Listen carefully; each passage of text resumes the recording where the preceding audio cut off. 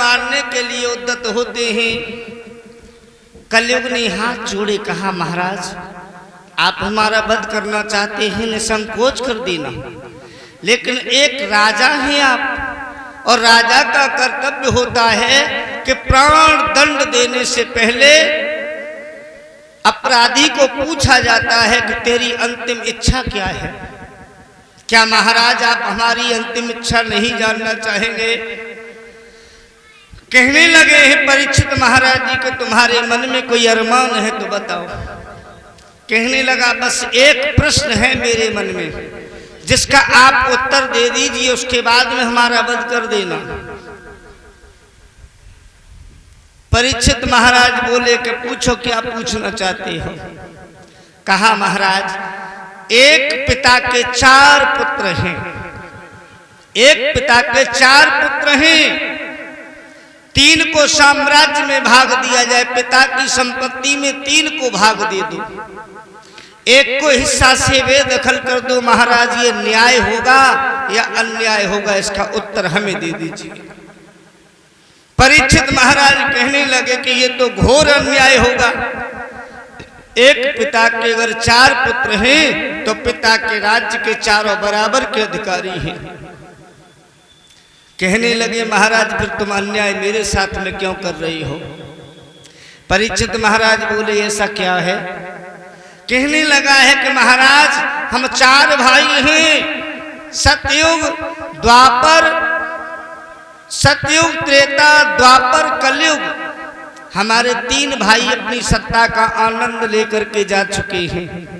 4था विधान मेरा है, आप हमें मार देंगे तो हो सकता है कि आपत्ति टल जाए, लेकिन ब्रह्मा की आन हमेशा हमेशा के लिए मिट जाएगी, विधि का विधान नष्ट हो जाएगा। राजन आपने मेरे अंदर अवगुण तो देखे हैं, लेकिन मेरे अंदर गुण नहीं देखे। परीक्षित महाराज जी कलयुग की ओर देख करके बोले कि तेरे अवगुण तो सब दुनिया देख रही है, कोई गुण कहीं कोने में पड़ा हो तो बताओ। कहा, मेरे अंदर एक बहुत बड़ा गुण है। पूछा, वो कौन? कि कलयुग केवल नाम आधारा,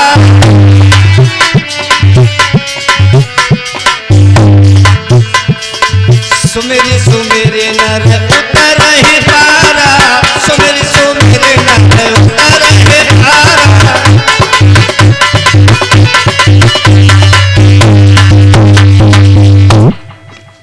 कहा, सबसे बड़ा गुण मेरे अंदर है कि कलयुग केवल नाम आधारा, सुमेरी सुमेरे नर उतर ही पारा। सतयुग में, त्रेता युग में, द्वापर युग में प्रभु से दर्शन करने के लिए, प्रभु का एक बार दीदार करने के लिए हजारों वर्षों तक बैठ करके भक्ति करनी पड़ती थी, तब जाकर के ब्रह्म का दर्शन होता था।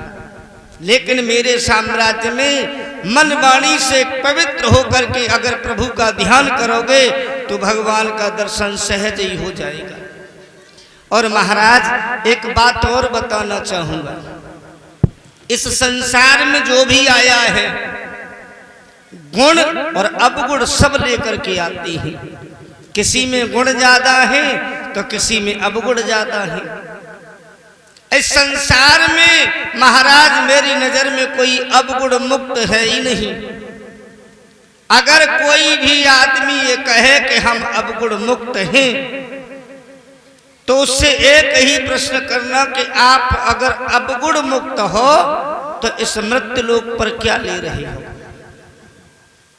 अगर हमारे अंदर कोई अवगुण न होता तो इस मृत्यु लोक से हमारा कब का कल्याण हो गया होता। कहीं न कहीं कोई न कोई अवगुण सबके अंदर है। परीक्षित महाराज जी कोई अवगुण समाज में दिखा करके करता है, किसी के अंदर अवगुण ऐसे होते हैं जो एकांत में करता है। पर्दा के पीछे क्या है इन कपड़ों के अंदर क्या है हर व्यक्ति जानता है, लेकिन ये कपड़ा शरीर पर क्यों है? केवल एक पर्दा है। इस पर्दा के पीछे क्या क्या होता है वो हर आदमी जानता है। कहने लगा है महाराज सुनो कि राजन दुनिया एक सी नहीं, काने के अंदर घुन भी है, प्रत्येक चीज पर गौर करो,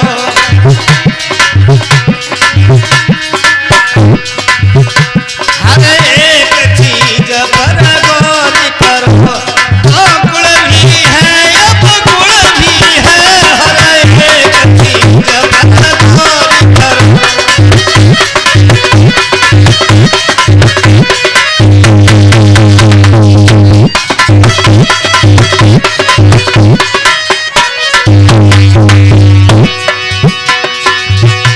मैं केवल अब गुण खान नहीं, जो सदा को त्याग दिया जाऊं, तकलीफन होकर सुनने में,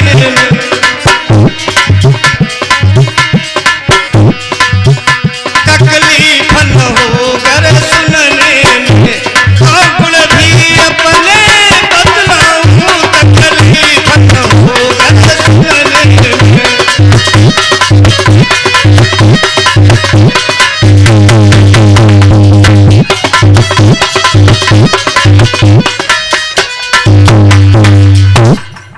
कहा महाराज इस संसार में अब गुण मुक्त कोई नहीं है। परीक्षित महाराज जी कहने लगे हैं कि अब हम तुम्हें मारेंगे नहीं, लेकिन इस तरह से हम तुम्हें अपने समाज में रहने भी नहीं देंगे। हमारे समाज में अगर रहना है तो हमारे तरीके से रहना होगा। बोला महाराज जैसे कहो वैसे। कहा तो हम तुम्हें स्थान बताएंगे, तुम्हें उन स्थानों पर रह करके अपना जीवन यापन करना होगा। परीक्षित महाराज कहते हैं कि अगर हमारे साम्राज्य में तुम्हें रहना है तो जहां पर भाई भाई का दुश्मन बना हुआ हो वहां जाकर के निवास करो, जहां जुआ का खेल खेला जाता हो वहां जाकर के निवास करो, जहां पुत्र पिता का सम्मान न करता हो वहां जाकर के निवास करो, जिस घर में गुरु और संतों का सम्मान न हो उस घर में जाकर के निवास करो, जिस घर में सास बहू में झगड़ा होता हो तुम वहां जाकर के निवास करो, जहां वेश्याएं निवास करती हो तुम वहां जाकर के निवास करो। कलयुग कहने लगा कि महाराज स्थान तो आपने रहने के लिए बहुत बता दिए, एक भी ऐसा नहीं बताया जहां हम 2 वक्त का समय आराम से व्यतीत कर सकते। परीक्षित महाराज जी कहने लगे हैं अगर ऐसी बात है तो जाओ तुम्हारा निवास सोने में और हो। और जैसे ही कहा कि तेरा निवास स्वर्ण में हो, परीक्षित महाराज जी सिर पर सोने का मुकुट धारण किए हुए थे। कलयुग ने सूक्ष्म रूप बनाया है और उस मुकुट के अंदर प्रवेश कर गया।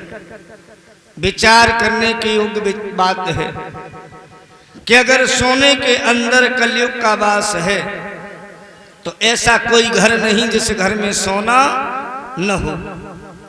इसका मतलब है हर घर के अंदर कलयुग का वास है।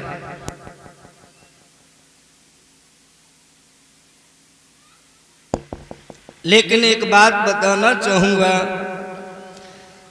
जो सोना हमारे घर में धर्म के रास्ते से आता है परीक्षित महाराज जी, मेहनत की कमाई से जो सोना खरीदा जाता है उस सोने के अंदर कलयुग का वास नहीं होता है। कलयुग का वास होता है शाम को घर से निकलो, देसी कट्टा हाथ में लो, रोड पे खड़े हो जाओ, कोई मोटरसाइकिल लेके निकल रहा हो, तमंचा कनपटी पे लगाओ, सारे पैसे अपने पास। उस धन से आप जो सोना खरीदोगे उसके अंदर कलयुग का वास होगा। अधर्म के रास्ते से जो धन घर में आता है, जो सोना घर में आता है, उसके अंदर कलयुग का वास होता है। 3-4 महीना खेती में काम किया, तब गेहूं पैदा किया और उस गेहूं को बेच करके सोना खरीदा। खून पसीने की कमाई से जो सोना खरीदा जाता है उसके अंदर कलयुग का वास नहीं होता है। कलयुग महाराज जी के मुकुट में प्रवेश कर गया है। अब किस तरह से महाराज को वन में श्राप लगता है, 1-2 मिनट का भगवान का कीर्तन बोल लेंगे, उसके बाद में देखते हैं कि किस प्रकार से परीक्षित महाराज जी को वन में श्राप लगा है। ये मार्मिक आख्यान